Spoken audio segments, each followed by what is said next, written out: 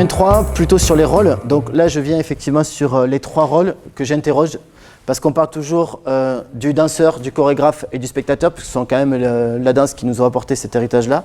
Donc on pourrait parler du circassien, du circographe, metteur en scène, metteur en piste, suivant si la scène est frontale ou circulaire, et spectateur. Donc je pense qu'il faut élargir ce spectre-là. Celui de spectateur, notamment. Quand vous avez un groupe qui travaille, un autre groupe qui travaille, on va les regarder, on va faire de la co-évaluation. On va vous observer, on va vous aider à avancer dans ce que vous faites. Et donc ça, dans le monde du cirque, ça existe. Parce qu'autant en danse, souvent on a un chorégraphe qui va choisir ses danseurs, ses danseuses, et qui va les faire danser, c'est lui qui va tenir le propos. Autant dans le cirque, ce sont souvent les circassiens qui eux-mêmes veulent être sur scène. Et donc vont créer. Mais quand ils créent, ils font une création collective, c'est difficile d'être à la fois dans la création et d'être à l'extérieur, comme peut le faire un chorégraphe. Et donc les circassiens souvent font appel à des regards extérieurs, qui viennent voir, mais qui ne prennent pas forcément les décisions, mais qui viennent apporter des éléments. Et cet élément du regard extérieur, qui existe dans le cirque, mais qui existe aussi en danse, mais beaucoup moins, il me paraît essentiel de venir l'apporter dans le champ scolaire, parce que un groupe va faire, et c'est l'autre groupe qui va venir faire un regard extérieur. Voilà, moi j'ai vécu ça, quand je vous ai vu, j'ai ressenti ça, et peut-être qu'à cet endroit-là, vous pourriez travailler davantage cet élément-là, mais pourquoi vous faites ça? Moi, ça m'a fait penser à ça. Et donc peut-être vous pourriez chercher dans cette direction-là. Voilà. Et du coup, celle du spectateur, si c'est pas ça, le spectateur, c'est quoi? Je pense que quand on est spectateur, quand on va au spectacle, on va pas voir un spectacle pour le décrypter et savoir qu'il y avait quoi au début, puis ça s'est enchaîné par quoi, comment ils ont fait. Quand je vous ai montré les extraits tout à l'heure, je pense pas que vous soyez dit « Ah, un tel il est derrière à la parade », sauf quand je vous en ai parlé, peut-être sans doute, mais on va pas essayer de tout décrypter. On va prendre le spectacle, on va s'asseoir sur son fauteuil. Alors si on est dans un théâtre, tant mieux. Si on est dans du cirque, sur des bancs en bois, c'est plus compliqué, mais quand même, on va profiter du moment de spectacle pour être sur la subjectivité. Et ce moment de subjectivité, ça me paraît aussi intéressant d'aller travailler avec les élèves. Qu'est-ce que tu as vu? Comment ça fait appel à toi, ta propre culture? Quand tu as vu ça, tu as vu quoi? C'est quoi les images que tu as retenues de ce que tu as vu? Et non plus essayer d'attendre une seule et même réponse type, mais plutôt ouvrir les perspectives, de se dire, quand je vois ça, je vois une BD que j'ai lue, c'est la Madeleine de Proust, d'accord? J'ai cette odeur, ça me fait penser à ma grand-mère qui faisait des madeleines. C'est cette idée-là, d'accord? Et je pense que c'est important pour les élèves d'aller questionner ces endroits-là. Et c'est le propre des activités artistiques, ce que vous ne retrouvez pas dans le monde sportif. Cette notion de technicien qui est que Kluge en parlait, on s'est dit, ah ouais, dans le premier degré, ils ne sont pas bien lotis. Ils sont dans des salles de motricité toutes petites, ils sont dans les extérieurs. Mais nous, en EPS, au collège et au lycée, on est doté, on fait où le cirque et la danse? On fait ça dans des gymnases, souvent, dans la grande partie. Et moi, je ne suis pas allé voir, ou très exceptionnellement, des spectacles dans des gymnases. En tout cas, quand c'est dans un gymnase, le gymnase, il n'était pas avec les lignes de badminton, de volley, de basket et de handball, avec toutes les couleurs différentes. C'était pas ça. Quand je vais voir un spectacle, je suis dans un lieu particulier. Vous savez, si vous lisez le livre de Jean Zorro, 150 ans d'EPS, vous verrez qu'il faisait de la natation sur des chaises. Aujourd'hui, ça fait rire. Mais nous, on fait du cirque dans des gymnases. J'espère que ça fera rire dans quelques années et que peut-être un jour, on fera des activités physiques artistiques dans une EPS A, éducation physique, sportive et artistique, dans des lieux propices à la création artistique. C'est-à-dire que si vous prenez un corps d'élève, vous le mettez au milieu d'un gymnase avec des lignes partout, avec un gymnase type C, c'est-à-dire handball, vraiment très grand, et vous avez quelques élèves qui sont devant, il est perdu dans cet espace symboliquement qui vient représenter quelque chose.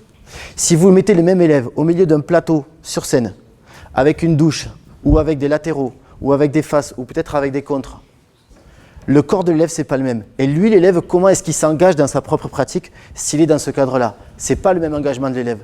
Et moi, je suis persuadé que le lieu de pratique est un élément essentiel pour nos élèves. Alors voilà, je lance une bouteille à la mer, mais je pense que c'est vraiment une question qu'il faut se poser pour nos pratiques. Et donc, forcément, les 3 rôles, celui-là, on n'y pense pas. Mais peut-être, ça serait intéressant d'y penser. Domaine 4. Donc là, on est plutôt sur la sécurité, dont j'en parlais tout à l'heure. Elle est inhérente à la pratique des arts du cirque. Et des auteurs définissent le cirque avec le danger de mort, qui est réel ou symbolique. Vous savez, le cirque, il y a eu beaucoup de morts à l'époque dans le cirque traditionnel. Ça peut encore exister aujourd'hui.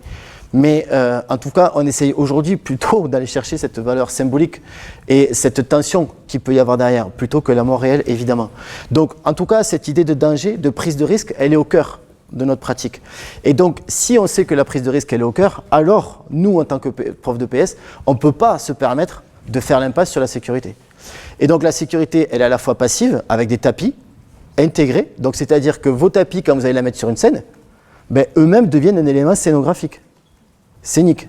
Donc si vous mettez un tapis, si on part du principe que tout élément n'est plus que fonctionnel, mais aussi avec une visée poétique et artistique, alors comment vous allez apporter ce tapis sur scène? Comment vous allez le manipuler? Comment vous allez en faire un élément scénique avec lequel vous avez travaillé pour le rendre poétique, ce tapis?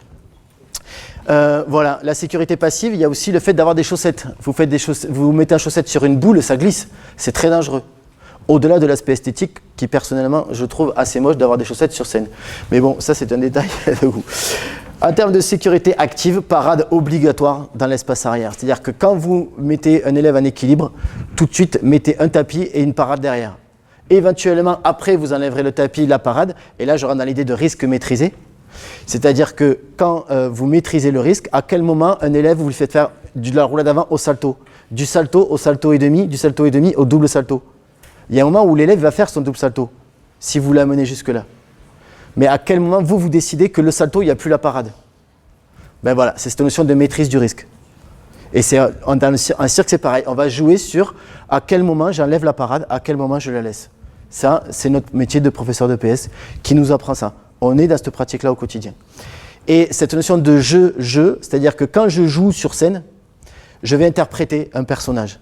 Alors moi, j'aime pas trop le fait qu'en EPS, on soit sur une approche théâtrale. Mais je pense qu'on est plutôt sur l'aspect corporel, en tout cas présence scénique, plus qu'on va jouer un rôle de théâtre qu'on va reproduire. Parce que souvent, ça amène des stéréotypes en termes de jeu.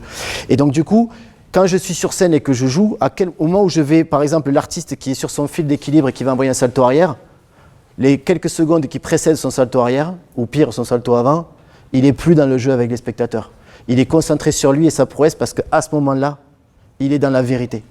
Et c'est cette tension qui crée ce moment de vérité, que ce moment de vérité crée, qui va créer la tension du cirque et ce waouh aussi. Parce qu'on sent que l'artiste, il va se concentrer et il va envoyer, il va faire sa figure, sa prouesse. Et c'est là que du coup, et c'est ce qu'on vient chercher quand on va au cirque. On nous dit qu'une chose, c'est « ah non, pas ça, ah non, pas ça ». Et on attend qu'une chose, c'est qu'elle le fasse. Parce que c'est ça qu'on est venu voir. D'accord? Et je pense qu'avec nos élèves, c'est ça aussi qu'il faut aller chercher. Voilà. Alors, échauffement ou mise en disponibilité corporelle, je ne m'éternise pas dessus puisque Touilly en a largement parlé tout à l'heure. Domaine 5, c'est le cœur de l'activité artistique, donc ancrer le processus de création dans les œuvres. Allez voir ce qui se passe dans le monde du cirque, sortez, allez au théâtre, allez dans les chapiteaux, allez voir des spectacles. Voilà, si on part du principe qu'il y a un champ culturel sur le sport et un champ culturel plutôt versus artistique, allez voir des spectacles. Ça me paraît hyper riche et intéressant et amenez vos élèves aussi au spectacle. Donc la rencontre avec les artistes, avec les œuvres de la pratique artistique et le parcours de formation, à quelle place ont les activités artistiques dans vos programmations en EPS? Bon, ça je vous pose la question, à vous de voir ce qu'il en est chez vous. Mise en œuvre concrète, je vais aller à la hache et au couteau, mais voilà. Je vous propose une séquence en art du cirque. C'est une séquence qui date un petit peu, à l'époque où il y avait les programmes qui nécessitaient 2 familles au niveau 1, 3 familles au niveau 2. Et donc moi j'étais sur niveau 1, 4e, donc j'avais fait un travail sur les équilibres et sur le jonglage. Et donc voilà au niveau de temporel, et mes leçons étaient toutes avec 4 temps, une mise en disponibilité corporelle au début, une improvisation, une composition, une présentation. Chaque fois, je suivais ce canevas-là dans mes séances. Je pense que c'est intéressant de passer par ces 4 étapes-là. Donc, les équilibres, le matériel attribué à chaque groupe dès la première séance. Donc là, vous avez des photos de mes élèves avec le matériel, des planches, des bidons, des échelles, des chaises, des planches, des pneus, des boîtes. Voilà. Ce matériel-là que j'ai utilisé pour faire des équilibres. Et en jonglage, je me suis servi de livres. Donc, on avait utilisé des livres pour jongler. J'avais un cadre de composition que j'avais affiché au tableau, éventuellement on en parlera tout à l'heure si vous souhaitez. Mes équilibres, un équilibre par élève avec un focus individuel, 4 phases, comment je monte sur mon objet, comment je m'équilibre, soit statique, alors je préfère le terme de sur place, ça c'est ce que j'écrivais avant, aujourd'hui je préfère dire équilibre sur place que statique, ou en déplacement, d'accord, plutôt que statique et dynamique qui renvoie à un autre champ de référence. Et éventuellement, comment je me déséquilibre pour retrouver un nouvel équilibre, puisque un équilibre, ce n'est rien d'autre qu'une succession de déséquilibres. Et évidemment, comment je descends de l'objet. Des règles d'équilibre, donc ça, c'est des choses simples, mais qui paraissent évidentes, mais qui sont intéressantes à rappeler aux élèves. Projeter le centre de gravité dessus du polygone de sustentation. Aligner talons, bassin, épaules et éventuellement les mains si vous êtes la tête en bas, les pieds en l'air. Et sécuriser l'espace arrière en priorité, on en a parlé tout à l'heure. Donc ça, à partir de là, les élèves créent chacun une figure d'équilibre, soit sur place, soit en déplacement. Une fois qu'ils ont leur figure chacun, avec le matériel, avec un focus individuel, peut-être ils sont 4 sur la figure, mais il y en a un qui prend le focus. Alors, je vais leur demander d'aller vers le wow, vers ma prouesse. Et donc pour ça, on va aller sur des critères d'enrichissement. Donc à partir de votre figure, comment vous pouvez vous mettre debout, allongé, accroupi, assis, à l'envers. Comment on peut se déplacer, dans quel sens, en avant, en arrière, sur le côté, en haut, en bas, comment on peut faire demi-tour, quel type de déplacement. Est-ce que je peux restreindre ma pratique sur un pied, sans les mains, les yeux bandés, les bras croisés, parce que faites un équilibre, les bras croisés, vous voyez bien tout de suite la difficulté. Un espace plus loin, plus haut, ou moins d'appui, je suis en équilibre et je mets qu'un pied au lieu de mettre 2 pieds, je monte sur la pointe du pied. Et risque maîtrisé, moins d'aide, tenir les objets, moins de tapis éventuellement, c'est aussi une complexification. Comment je passe de mon salto avec parade à mon salto sans parade. Donc, et bon jonglage, j'avais fait un peu un lien avec la danse. Il y avait des lancers rattrapés. Donc alors ça pour le jonglage, ça paraît intéressant aussi. Quand je jongle, comment je lance, comment je rattrape, qu'est-ce que je fais entre les deux. Et vous voyez qu'à partir de là, vous pouvez faire avec une balle des milliers de figures. Des équilibres de livres, sur quelle partie du corps, dans quelle position. Des procédés de composition que j'avais identifiés avec les élèves, unisson, répétition. Donc le jonglage, j'ai une référence match de la compagnie Gandini Jungling. I always wanted to waltz in Berlin. Waltz in Berlin. Waltz in Berlin. The way things look, we'll be waltzing right in. Right into Germany. And Uncle Sam will be leading the band. 1, 2, 3, 1, 2, 3, ach du lieber victory. Always wanted to waltz in Berlin, under the linden tree. Und I always wanted to watch on the Rhine, watch on the Rhine, watch on the Rhine. We'll watch and watch until everything's fine, over in Germany. And here is how we will keep them in line. 1, 2, 3, 1, 2, 3, jump, I give you liberty. Always wanted to waltz in Berlin, under the linden tree. Und I always wanted to fly to Berlin, fly to Berlin, fly to Berlin. The way things look, we'll be flying right in, right into Germany. Une référence pour mes livres, un travail de compagnie Bike and Rabbits autour These Books are Made for Walking.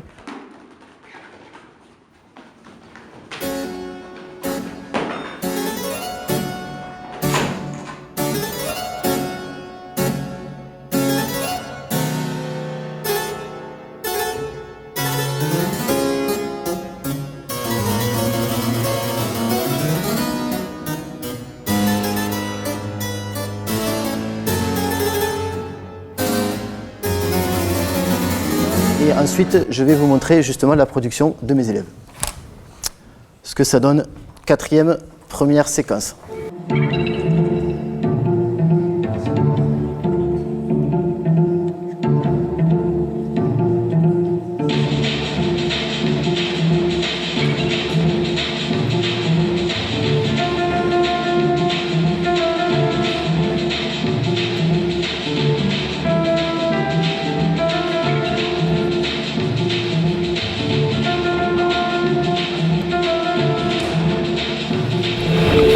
chaises, une planche, 5 tapis.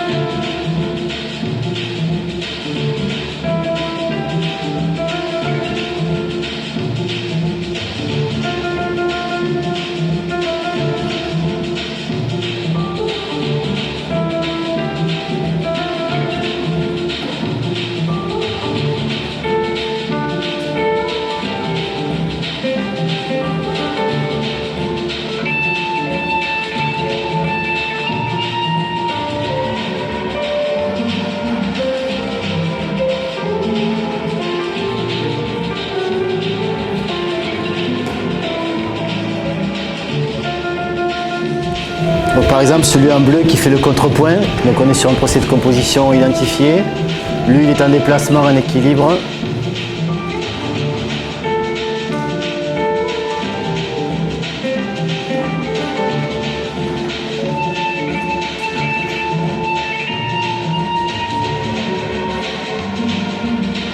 Et surtout des tops identifiés, c'est-à-dire que j'ai fini, je m'assois et on fait une transition pour la suite. Donc au-delà de la prouesse, on travaille aussi toute la notion de transition. Alors là, c'était l'imposition des programmes d'avoir 2 familles. Donc là, j'étais parti sur des jonglages de livres. Ça serait aujourd'hui avec les programmes actuels. Je ne pense pas que je rajouterai cet élément-là.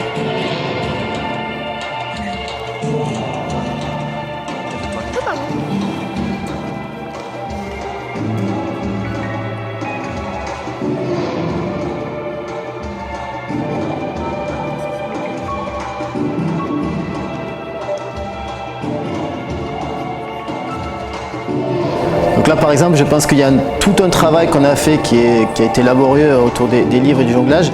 Et si on avait eu ces 3 séances qu'on a travaillé avec les livres pour travailler sur les équilibres, peut-être que ça aurait été intéressant d'aller plus sur les équilibres et moins sur cet élément-là, qui après a son intérêt en soi. Mais je pense qu'en termes de choix, c'est préférable de faire qu'une seule famille, ou en tout cas qu'un seul travail, plutôt que de multiplier.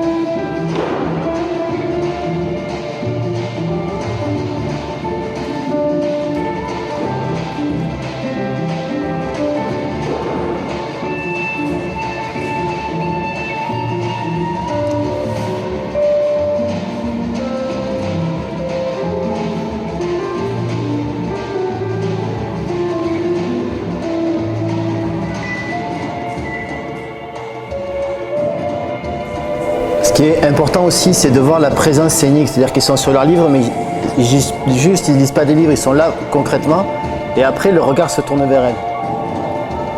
Elle prend le focus complètement. Et hop, elle est tombée. Mais c'est écrit, c'est-à-dire qu'on sait ce qui se passe entre 2 prouesses, on sait ce qui se passe, c'est écrit, et du coup il y a une vraie présence chez eux sur scène.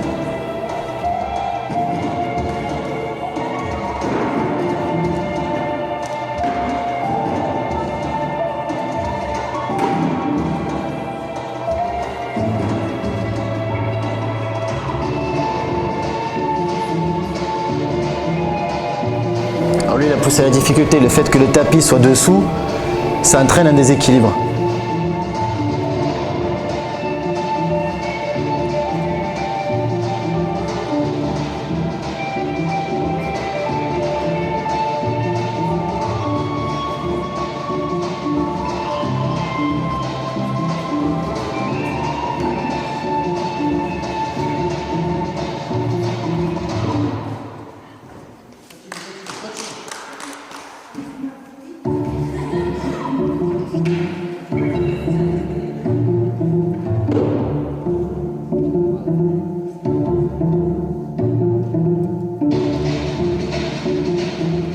Donc voilà.